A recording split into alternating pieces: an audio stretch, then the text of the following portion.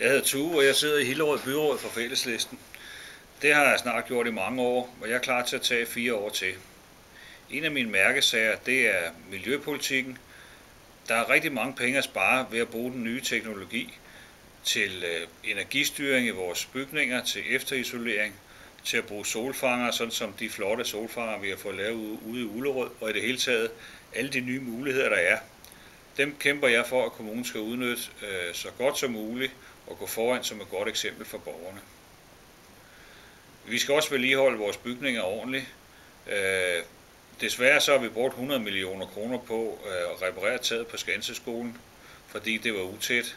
Hvis det havde været ordentligt vedligeholdt, så havde vi haft de 100 millioner til at bygge cykelstier for, eller legepladser, eller andre nyttige ting, som vi kunne have haft glæde af i kommunen. Jeg synes, vi er ved at spare os fattige i kommunen på flere måder.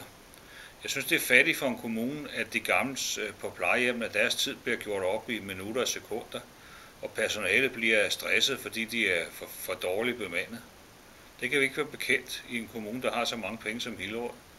Det samme gør sig gældende for børnehaverne, og nu har man ovenikøbet sat prisen op for børnehaver og vuggestuer, så forældrene skal give 600 kroner mere per måned. Det er en særskat, og det kan vi ikke være bekendt. Børnefamilierne er dem, der har mest brug for penge, og så må vi hjælpe ad i fællesskab om de udgifter, der er med at få børnene passet og få udviklet dem pædagogisk i daginstitutionerne. Det skal ikke være en særskat på børnefamilierne. I det hele taget så holder Fælleslisten med de små i samfundet.